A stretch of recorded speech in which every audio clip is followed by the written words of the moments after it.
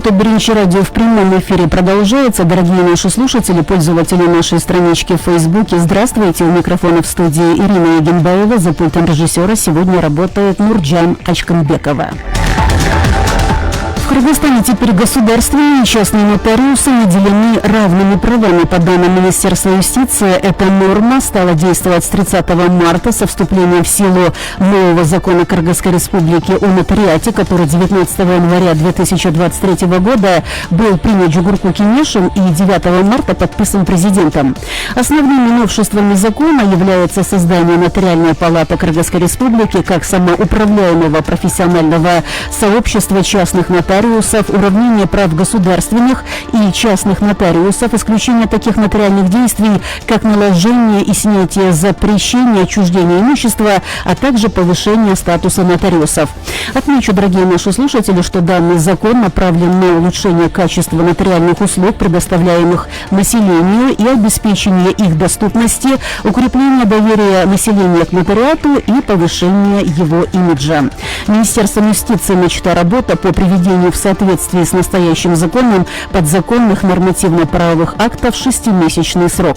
Согласитесь, дорогие наши слушатели, что если, например, говорить о доступе граждан к правосудию, то это один из ключевых принципов, наличие которого определяет степень развития государства как правового и демократического. Что касается института нотариата, то ему отводится особая роль в сфере защиты прав граждан и юридических лиц. Он призван обеспечивать законность совершаемых сделок и ограждать стороны от возникновения конфликтных ситуаций.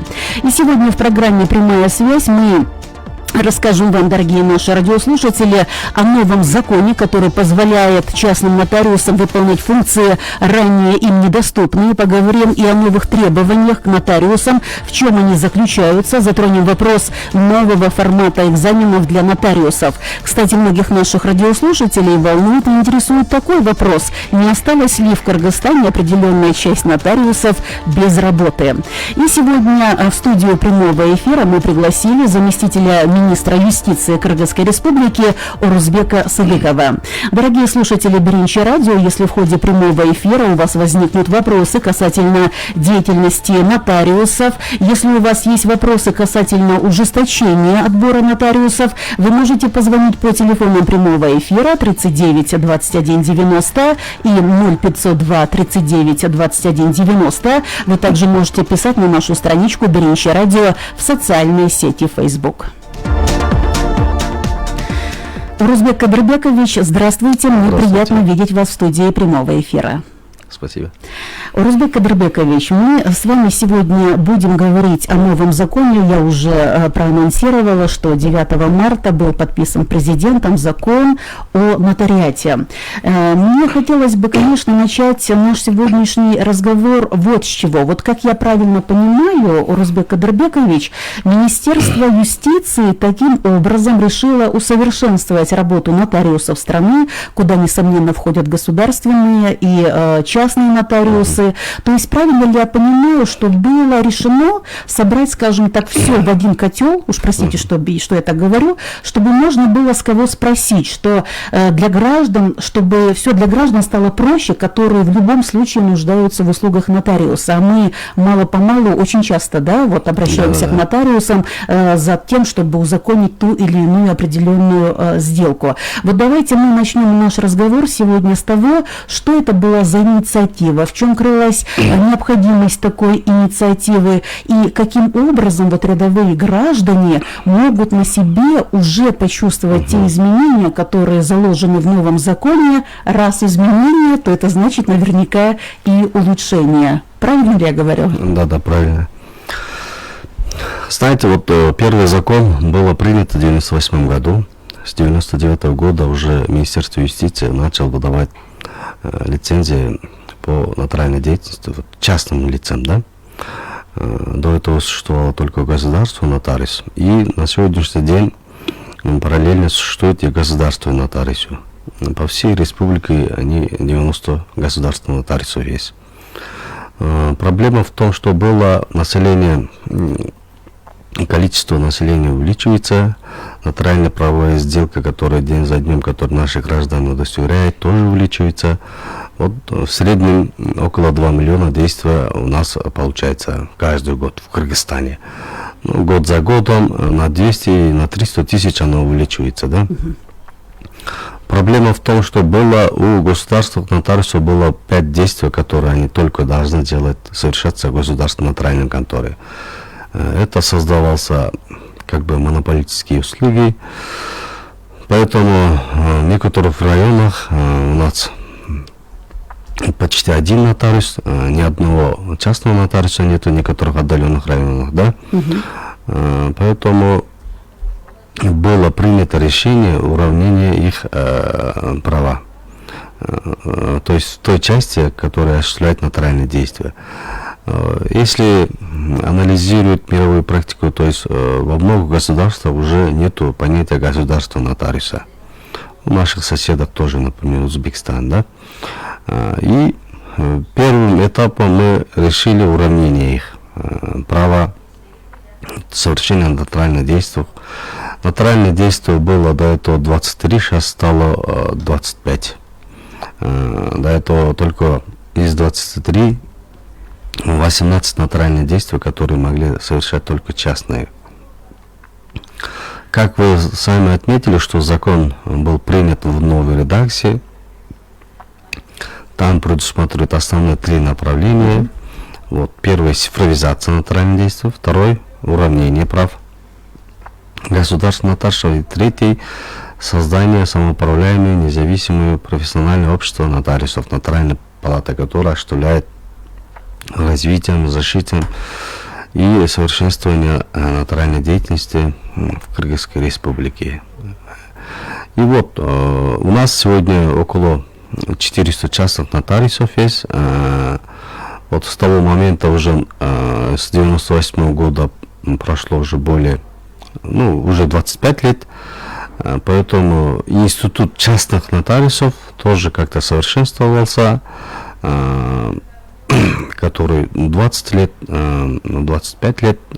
Есть люди, которые занимаются частной нотариальной практикой, да, которые с момента получения первых лицензий, один из первых. Поэтому решили уравнение. Но при этом те же законом предусмотрена ответственность нотариусов и требования к тем лицам, которые претендующие на получение лицензии на частного нотариуса. Да? Ранее нотариусом не могло быть гражданин, который имеющий судимости. Да? А сейчас мы с новым законом ужесточили требования, то есть лицо тоже не могут быть привлечены к уголовной ответственности и прекращенные либо приостановленные на нереабилитирующем основании. То есть в связи с течением срока давности, примирением сторон, да, потому что мы к этому пришли, нотариусы до этого лицензию получали на 5 лет. При каждой продлении, либо при каждой проверке уже выявлялись, что некоторые нотариусы порой, из нашей практики я хотел пример привести, что за 5 лет было привлечено 24 раз к уголовной ответственности. Ну, там исход был как, примирились, да? Но из-за действия нотариуса уже страдали же граждане, правильно же? Ну, кто-то там материально, кто-то морально тоже, если право касается имущественного, либо неимущественного характера. Ну, минимум 2 есть, 3, 4, разные, да. Ну, есть нотариусы, которые наши не привлекались ни разу. Ну, такие факторы у нас радуют. А те нотариусы, которые привлекались и было прекращено на основании нереабилитирующих оснований, то есть мы уже не выдаем им лицензии. Потому что, да, многие вопросы поднимают, что закон обратной силы не имеет, что они ранее получали лицензию. Вот нашим гражданам, нашим нотариусам и тем нашим претендентам хотел бы детально объяснить. Согласно закону о лицензированной разрешительной системе, лицензия выдается срочной и бессрочной. Лицензия нотариальной деятельности частным — это срочная, то есть выдавался на 5 лет. Если вы ранее получали, ранее продлевался, в этом году, после вступления в силу закона министерство у вас прекращает, то есть не продлевает, это значит, у вас истек срок лицензии. Как бы у вас новая лицензия. То есть новая лицензия, новое продление, естественно, регулируется нормами закона новой редакции. Поэтому объясняю, что у вас срочная лицензия. До этого лицензия выдавался на 5 лет. Сейчас мы тоже изменили в законодательство. Впервые она выдается на 5 лет. В последующем продлевается на 10 лет. Потом до предельного возраста. Предельный возраст у нас 75 лет. От 25 до 75 лет. Ну, такие новизны, но в ходе нашего разговора я могу еще детально остановиться. Рузбек Кадырбекович, ну вот если говорить об институте частных нотариусов, он же действует сколько? Порядка 20 лет, да, и здесь, наверное, можно сказать и быть уверенными в том, что этот институт, он в стране нормально прижился, развивался, да, многие наши граждане в течение вот 20 лет обращались не только к государственным, но и к частным нотариусам. Но мне вот сейчас интересно, вот вы сказали, что вот закон, который касался деятельности нотариусов, он не менялся очень долго, да, вы сказали, в 98 году, да? Последний был закон. Опять же, вот почему решили за это взяться? Может быть, одной из причин послужило и то, что, может быть, были громкие случаи, или, может быть, жалобы со стороны граждан. Почему? Потому что в адрес частных нотариусов очень часто, да, наверное, в адрес Минюста поступали жалобы со стороны граждан, что вот, например, он не совсем ответственно себя повел, ну, может быть, не совсем законно, например, сделку он заключил. Но, опять же, я привожу пример, насколько это повлияло со стороны, имеется в виду жалобы со стороны граждан, чтобы вот этот закон в корне изменить. Ну, знаете, правильный вопрос. Жалобы были не только на частным нотариусам, и на нашим государственным нотариусам тоже. Открыто надо сказать, да, есть человеческий фактор. Государственный нотариус, когда у него были монополитические нотариальные действия, которые кроме него никто не мог делать, естественно, были большие очереди. У граждан, обратившихся, не было выборов. Вот в той части там, например, получение наследственного права, свидетельство о праве наследства и охрана наследственного имущества, и вот ограничение, запрещение отчуждения на недвижимое имущество. Ну, сейчас мы исключили, но я имею в виду предыдущем нашем редакции закона, да. Конечно, были монополитические, что у нас жалобы письменные и не письменные, и мы же сами же в Кыргызстане живем, правильно же. Вот, ну, проблемы были, анализировали, и на частных нотариусов тоже. В основном это подделка доверенностей, согласие на выезд ребенка, вот, несовершеннолетний, то есть, ну, там тоже подделка подписей. Ну, порой имущество, недвижимое имущество, ну, разного характера, да. Потом основной закон, вот, когда сейчас, основной тоже один из проблем были, много очередей в госконторах, да. Сейчас гражданин по своему выбору могут обратиться к частному нотариусу, некоторые работают 24 на 7. По всей, ну, смотря по какому графику, может заранее записаться, там прийти, да, делать. Но в то же время они могут обратиться и в госнотариус. Это их выбор, да. То есть мы таким образом немного разгрузить очереди в государственных нотариальных конторах. Ну, при этом усиливается ответственность нотариусов. Вот я же отметил ранее, что цифровизация. Цифровизация мы сейчас ведем. А главное, вот знаете, вот последние 2-3 недели, если наблюдаете вот, пресс-релизом нашей пресс-службы, вот, мы обучаем нотариусов. Новые или опытных, и всех. Потому что повышение потенциала обучения нотариусам к новым переданным нотариальным действиям это необходимо. Вот я сам тоже съездил в пятницу в Ош, там собрали представителей нотариусов, частных нотариусов Баткенской, Джалабатской, Ошской области, а до этого проводили здесь, в Бишкеке, там представить, то есть нотариусы Нарынской, Сокульской, Таласских и Чуйских областей, да. Здесь нотариус работает независимо, там 5 лет, 10 лет, 20 лет. Если были факторы, которые были нотариальные действия, которые они не сталкивались, либо по-другому они трактовали, либо по-другому понимали.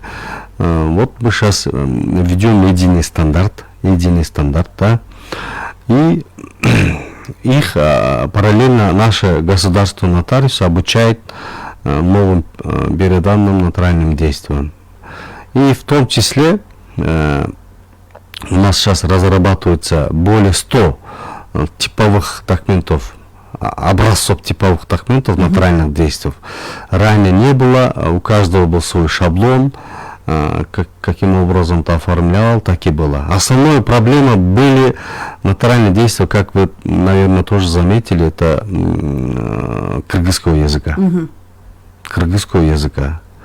Я особое внимание уделяю в этой части для развития кыргызского языка.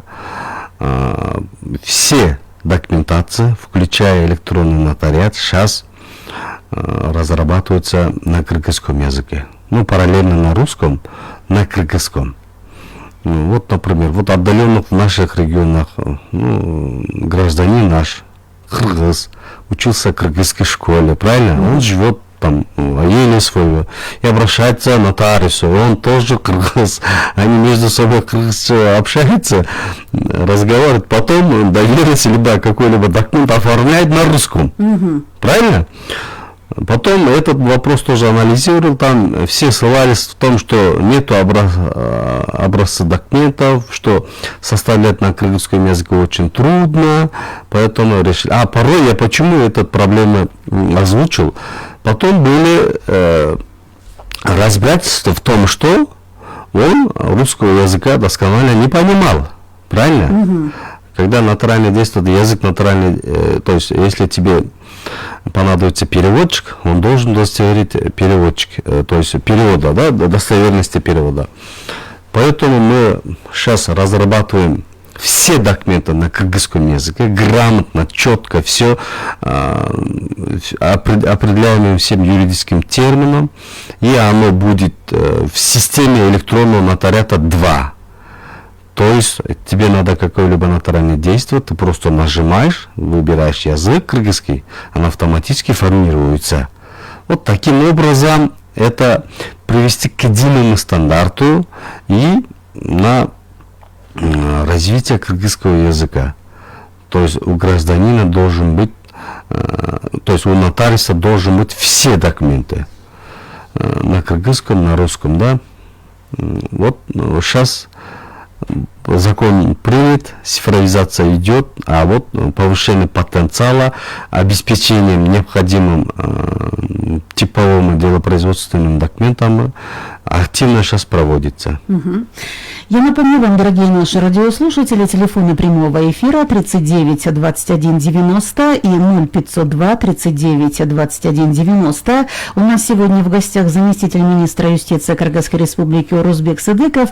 А говорим мы вам, дорогие наши слушатели, разъясняем новый закон, который позволит частным нотариусам выполнять функции ранее им недоступные. Говорим и о новых требованиях к нотариусам, в чем они заключаются, и говорим о новом формате экзаменов для нотариусов.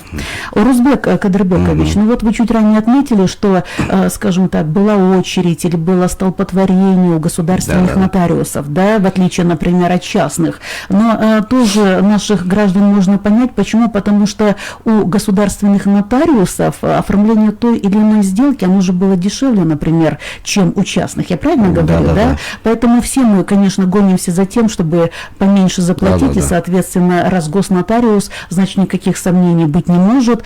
Вся эта сделка, там, купля-продажа или оформление авто будет, в общем, без никаких проблем, да. Я к чему сейчас клоню вот по поводу того, вот цены, да, на определенные нотариальные услуги. Вот согласно новому закону, да, правильно ли я понимаю, что уже установлены фиксированные цены на определенные нотариальные услуги, особенно для уязвимых слоев населения? Вот как здесь вопрос решился? Да, правильный вопрос. Государственный нотариус у нас государственный служащий, когда обращает в государственную нотариальную контору, за совершение нотариальных действий вы только оплачиваете стоимость пошлины, да? А когда частному нотариусу обращается, вы должны и оплачивать услугу нотариуса технического правового характера. То есть эта сумма никем не регулируем, это установлен между нотариусами, да, вот определенно, например, заверение копии диплома там от 100 до 200 до 300 сом, да, вот такой. Но, учитывая рыночную экономику, то они могут там вступить. В данном случае, да, большие очереди тоже были, но были те граждане, которые они готовы были платить и частному нотариусу, чтобы долго не стоять в очереди и чтобы сэкономить свое время, да. Ну, я как в начале своей речи отметил, это выбор граждан, но государственный нотариус у нас не упраздняется, они будут существовать, они будут те услуги, которые до этого оказывали, будут оказывать в тем же. Сейчас у нас вносится проект изменения вот государственной пошлины, и как раз таки мы там предусмотрели пункту лицам, которые имеют инвалидность первой и второй группы, там предусмотрены свои суммы, да. В этой части мы обязательно предусмотрели. А те нотариальные услуги, которые до этого осуществляются госнотариусом, сейчас это, например, выдача свидетельства о праве наследства, они передаются частным нотариусам, но 21 июля у нас намечается проведение общего съезда нотариусов. Буйрса, тот день будет избран совет, ревизионная комиссия, этика и утверждаются учредительные документы. После создания Нотариальной палаты Кыргызской Республики, Нотариальная палата сам будет утверждать вот те суммы, которые часто нотариус помимо госпошлины взимал. Это услуги правового технического характера. Они будут утверждать, учитывая нашу нормы, которые регулируют там, они это потому что не так должно быть, какой-то другой частный нотариус выдавал свидетельство о праве наследства за 3000 сом, а кто-то выдавал за 20 000 сом, да, чтобы мы ограничиваем. То есть потолок будет установлен нотариальной палатой, а максимально потолка не должны превышать, а снизить можно, да? Урузбек Кадырбекович, ну вот смотрите, мы сегодня с вами говорим, что новый закон, он направлен на уравнивание в правах частных и государственных нотариусов, да? То есть, получается, смотрите, если мы возьмем вот прежнее действующее законодательство, вот были такие функции, они, наверное, и есть, как снятие и наложение запрещения на недвижимое имущество, да? Или, например, оформление наследственных прав. Или вот есть такая, скажем так, услуга, как удостоверение факсимильной подписи, да, у лиц с ограниченными возможностями здоровья. Как я понимаю, вот эти вот, скажем так, функции осуществлял кто? Государственный нотариус, да? Теперь, получается, эти функции может исполнять и может частный нотариус. То есть ему эти уже функции уже переданы, да? Уже переданы законом. То есть можно сейчас пойти к частному нотариусу и все вот эти функции, которые я чуть ранее озвучила, да, скажем так, оформить у частного нотариуса. Давайте здесь это уточним. Да, давайте уточним. 30 марта закон вступил в силу. В течение 6 месяцев мы должны разрабатывать подзаконные акты и привести соответственно. Как раз таки подзаконным нормативным правовым актам относится вот инструкция по совершению нотариальных действий, там Сейчас вот вчера завершился срок общественного обсуждения. Мы опубликовали 14 подзаконных нормативных правовых актов, 14. Вот там регулирует экзамен, дистанционное совершение нотариальных действий, и вот инструкции, порядка проведения проверки, архив ведения дела производства, ну все подзаконные акты, да. 21 июля намечается съезд, я как ранее отметил. Вот Буюрса в августе уже начинается в пилотном режиме электронный нотариат, второй этап. Активно Министерство юстиции, очень активно мы начали сканировать все архивные дела с 90-го года. То есть книги, завещания, там наследственные дела, чтобы обеспечить электронный доступ к документам. Сейчас мы поэтапно проводим обучение частных нотариусов. После создания нотариальной палаты у них будет учебный центр, и нотариальная палата сами будет уже выдавать доступ и обучение своих коллег. Как самостоятельная организация. Ну, до этого мы проводим поэтапно, да. После того уже инструкция о совершении нотариальных действий там будет вступать в законную силу. Ну, уже вчера завершился, мы должны уже дальнейшие процедуры уже сегодняшнего дня начать. И электронный нотариат, этот АИС, автоматизированная информационная система, доступ даем, а у них будет доступ к рееструемым книгам завещания. Тогда уже они начинаются. Ну, Буюрса, вот в течение 6 месяцев мы уже уложимся. Ну, прошло уже вот 3,5 месяца. Ну, уже к сентябрю, к октябрю уже у всех будет право. Но после только обучения, после обязательного обучения.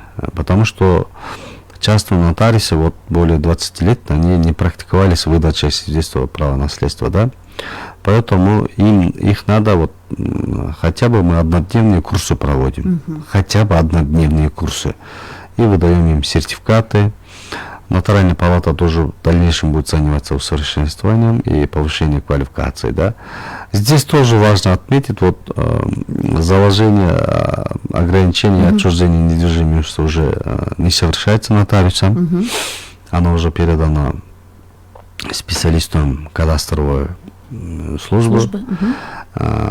Наоборот, у нас добавлено 2 нотариальных действия. Это засвидетельствование подлинности документов с электронного в бумажной, а с бумажного в электронный. Потому что сейчас ставка делаем на электронный документооборот. И, кстати, нотариусы сейчас могут быть как регистратором юридических лиц и передавать через онлайн систему на регистрацию юрлицо. Поэтому у нотариусов теперь будет только доступ к своему электронному нотариату. Вот электронный нотариат у нас это информационная система, да, вот я для наших граждан объясняю. До этого у них были пароль и логин, который они заходили и которые они могли давать своим помощникам, да. Сейчас только будет доступ и совершение нотариальных действий только через считывание отпечатки пальцев нотариусов. Я хотела бы напомнить телефоны прямого эфира 39 21 90 и 0502 39 21 90. Мы сегодняшним эфиром поделились во многих группах в социальных сетях. Орузбек Кадырбекович, и вот один из пользователей, да, одной из групп, вот что пишет и спрашивает: закон о нотариате хороший, мне нравится, но мне интересно, здесь особо есть пункт об ответственности частных нотариусов, потому что все время мы сталкивались с тем, что частные нотариусы нарушали закон. Вот по поводу ответственности, что можете сказать? Это первый вопрос. И второе, касательно возрастного ценза в новом законе, что можете сказать? Многие выходят юристы на пенсию, и многие из них, сколько я знаю, хотят стать нотариусами. Насколько здесь они могут стать, например, в 65-70 лет? Вот такой вот. Это второй вопрос. Давайте тогда начнем со второго вопроса. Да? Уважаемый пользователь, уважаемый гражданин. У нас возрастной ценз, предельный возраст это 75 лет. То есть после выхода пенсии еще более можно 10 лет, да? Еще можно поработать частным нотариусом. Да? Ответственность нотариусов усиливается согласно новому закону. За нарушение электронного нотариата тоже предусматривается. Ранее мы от 1 месяца до 3 месяцев приостанавливались. Сейчас приостановление только на 3 месяцев. То есть нотариус, прежде чем совершать какое-либо действие, он должен понять, что минимум приостановления на 3 месяцев, это учитывая, там, ты должен еще аренды платить, ждать и другие расходы.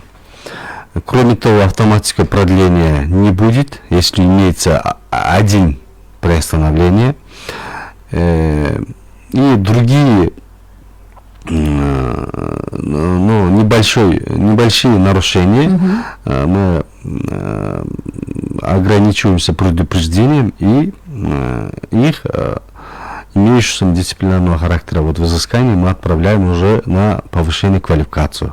То есть, если у вас у нотариусов 3-месячное приостановление, еще нотариус должен был пройти повышение квалификацию учебного центра нотариальной палаты.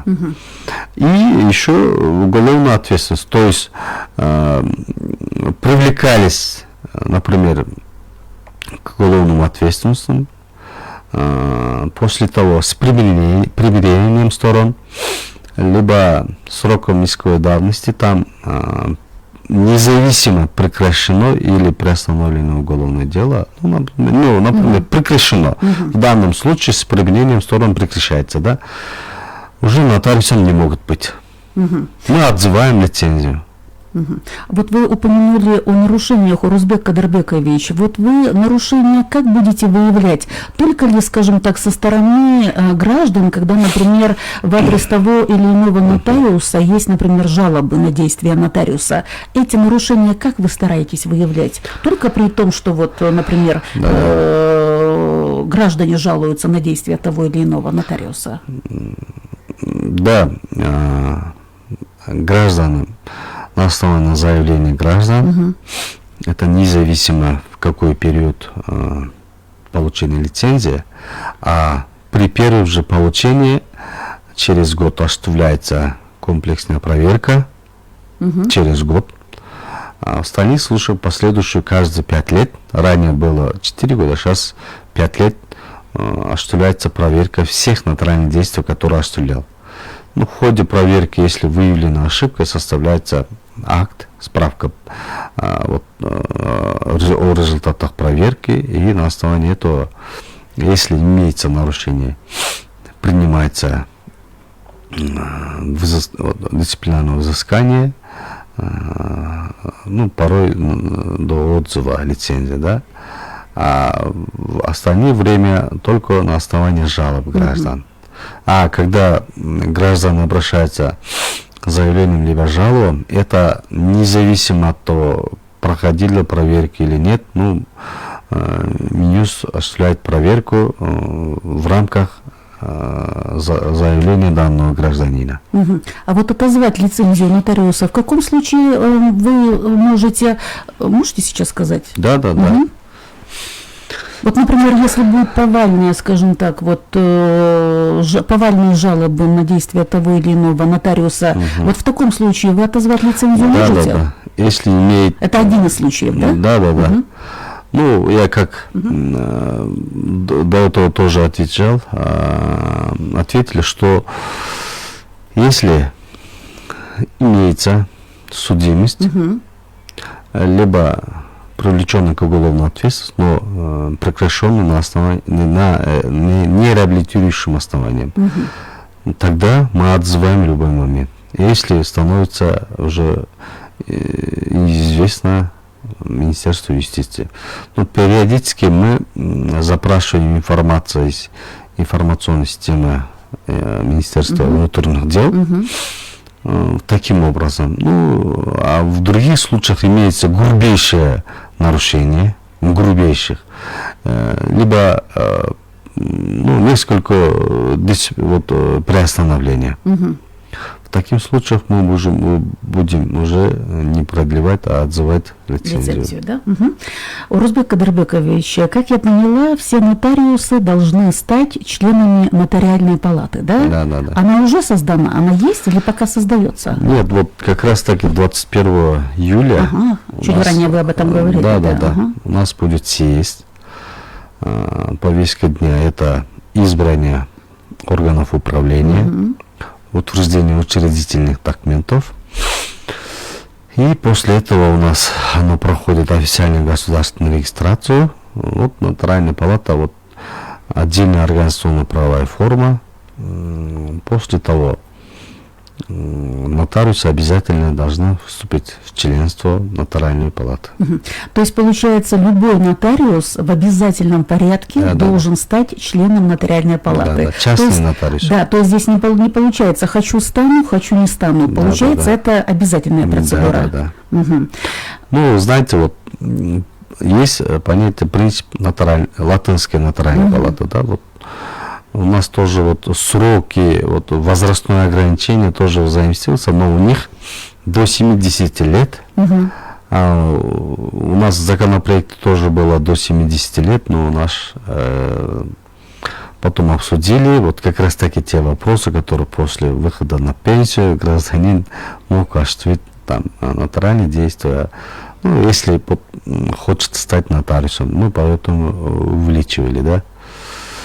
У всех нотариальной палаты, то есть латинского принципа, по принципу латинскому нотариату обязательное членство.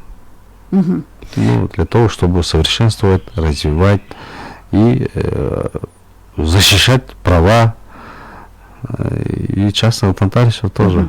Урузбек Кадырбекович, в силу нового закона о нотариате есть надежда на то, что расширяется сеть нотариальных услуг буквально в каждом регионе, в каждом районе. Почему? Потому что, например, если взять отдаленные регионы страны, да, там тоже, когда мы говорили на эту тему, когда еще был законопроект, звонили наши радиослушатели, это было в конце прошлого года, которые говорили о том, что мы проживаем в отдаленных селах, и у нас нотариуса нет, приходится выезжать в районы, в города, чтобы удостоверить ту или иную сделку. С этим новым законом есть надежда на то, что сеть нотариальных услуг, она расширяется по всем регионам?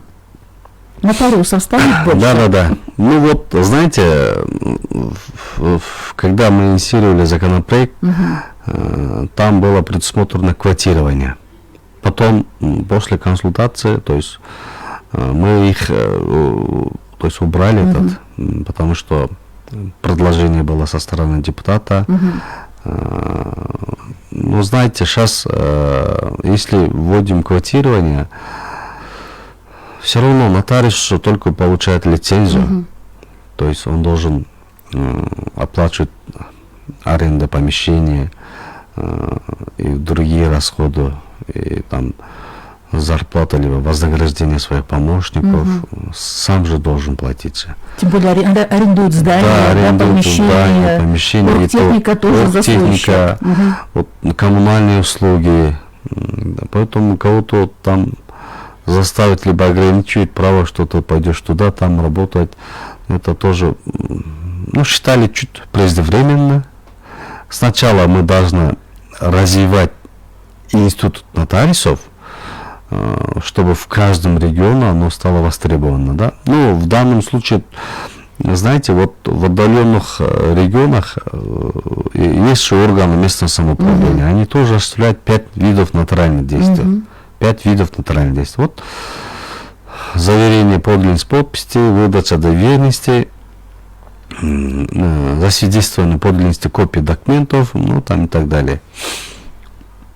Сейчас мы в ближайших дней уже начнем активизировать работу органов местного самоуправления в части оказания нотариальных услуг тоже.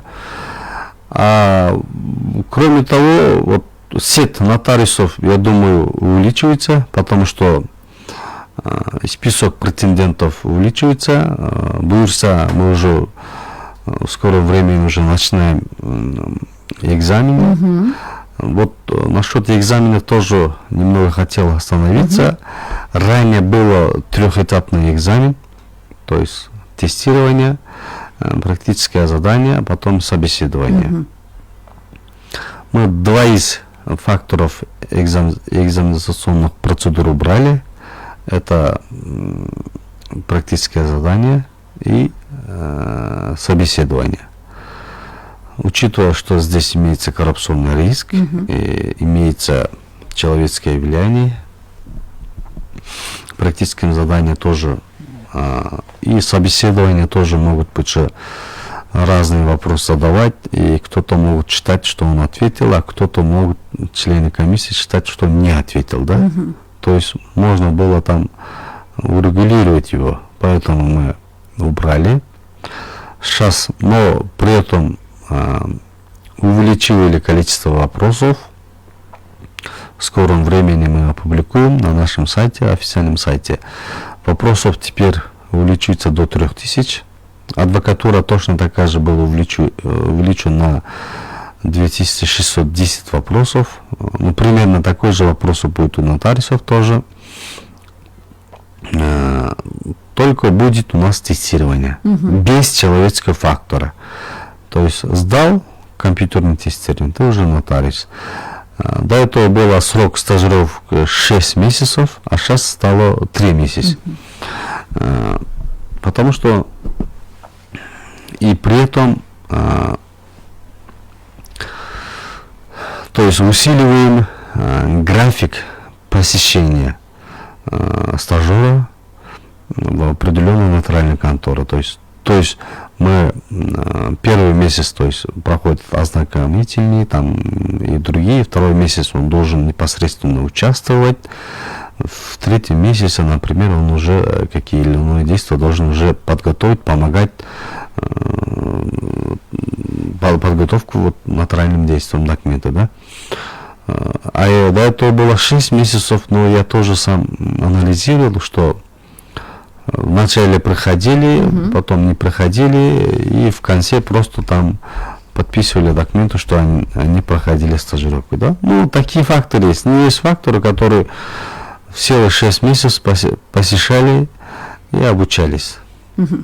Вот еще один из пользователей в социальных сетях, Рузбек Кадырбекович, пишет и спрашивает, значит, первый вопрос, услуги подорожают, раз будет единый тариф для граждан? Это первый вопрос. Потом, я поняла, второе это мнение. Я знаю, что частные нотариусы не сильно радуются, что услуги будут по единой тарифной сетке. Это второе. И третий вопрос, кто сейчас регулирует деятельность частных нотариусов? Вот такой, вот 3 вопроса. 2 вопроса и одно мнение. Да, регулирует деятельность частных нотариусов Министерства юстиции. Единый тариф не будет по всем нотариальным действиям. То есть государственная пошлина – это единый тариф, то есть который вы оплачиваете в казну государства. А те услуги, частные нотариусы, которые взимают, и до этого тоже, это услуги правового технического характера, это не единый. У каждого нотариуса по-разному. А я имел в виду, что передача нотариальных действий, которые до этого осуществлялся государственным нотариусом, они будет единый этот тариф устанавливается нотариальной палатой. Потому что не было разные оценки. Потому что выдача свидетельства о праве наследства это тоже важная часть, это имущественного характера. Поэтому мы считаем, что будет целесообразным, если единый тариф утверждается нотариальной палатой, а госпошлина утверждается Кабинетом министров. Да? То есть здесь единый тариф в части тех нотариальных действий, то есть ограниченного характера. Рузбек Кадырбекович, вы отметили, что деятельность частных нотариусов кто регулирует? Министерства юстиции, Да, да? да, да. Вот скажите, пожалуйста, вот если честно, вот в последние годы в адрес Министерства юстиции вообще поступали жалобы на действия того или иного частного нотариуса? И если поступали, то такие жалобы имеют, скажем так, единичный характер или все-таки это частый характер, скажем так, со стороны граждан обратиться в Минюст, скажем так, по, скажем так, деятельности того или иного частного нотариуса, вот, скажем так, жалобы? Эти жалобы, они единичные или все-таки, к сожалению, носят частый характер? Ну, конечно, жалобы поступают. Есть нотариальные действия, которые отменяются только судом, мы направляем в суд. Если в действиях частного нотариуса были нарушения, тогда рассматривается ответственность нотариусов Министерства юстиции, да? А по поводу отмены какого-либо иного действия нотариусом, которое совершился, подлежит отмене в судебном порядке. Урузбек Кадырбекович, вот если я сегодня обращусь, например, к частному нотариусу, да, чтобы он мне, например, заверил какую-либо сделку, да, например, куплю-продажу квартиры или, может быть, куплю-продажу автомобиля, я сегодня вообще, вот если обращаюсь к частному нотариусу, то я должна на что обратить внимание? Я ведь тоже не зря задаю этот вопрос, потому что вот, по-моему, в начале апреля была такая информация, что частные нотариусы должны произвести замену именных печатей старого образца. Насколько эта работа была проделана и насколько вот они получили уже новые печати, и, соответственно, если я сегодня обращаюсь в частную нотариальную контору, я получу, скажем так, документ, сделку продажу уже, скажем так, с новой печатью. На это нужно обращать внимание? Да, вот. Поэтому, знаете, город Бишкек разделялся на 4 нотариальных округов. Сейчас этот город Бишкек единый нотариальный округ. Поэтому тоже мы произвели замену печатей. Вот вы сейчас в данный момент электронный нотариат первый этап работает. Вы должны обратить внимание, что то или иной документ, который совершился нотариусом, должен иметь QR-код. Должен иметь QR-код. Что проверка через QR-код, оно осуществлялся через e-нотариат. Нотариальных действиях главное, у меня это слышно у меня микрофон? Конечно, слышно, да. Вот в нотариальных действиях главное, чтобы обратились все стороны. Были дееспособны, имели в себе документ, удостоверяющий личности, и они отвечали на свои действия. То есть не должен быть под давлением, либо и других факторов. Трезвым должен быть, это тоже этот важный фактор. И они понимали, что совершают, что подписывают. Это главное требование к совершенно нотариальным действиям. А жалобы поступают в основном, что без моего участия осуществлялся какое-либо иное нотариальное действие, либо, я имел в виду того, а нотариус осуществлял того. Например, часто встречают заявление, что они не давали права распоряжаться имуществом, а там обвиняют, что нотариус, либо тот сторон, который настаивал, что там написали распоряжаться, а распоряжаться это уже могут отчуждаться имущество же. Поэтому такие факторы есть. Время нашей программы, Урузбек Кадырбекович, завершается. Спасибо вам за то, что нашли время и сегодня пришли в студию прямого эфира. Дорогие наши слушатели, позвольте напомнить, что сегодня у нас в гостях был заместитель министра юстиции Кыргызской республики Урузбек Сыдыков. Это была программа «Прямая связь». Дорогие наши слушатели, оставайтесь на волне Биринчи радио и, как всегда, до встречи.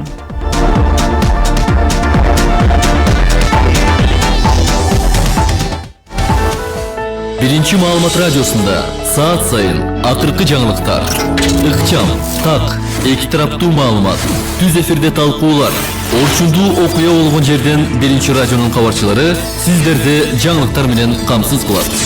Биринчи маалымат радиосу. Саясат, экономика, аналитика, маданият жана спорт жаңылыктары, дүйнөдөгү, Кыргызстандагы маалыматтар биринчи радиодо.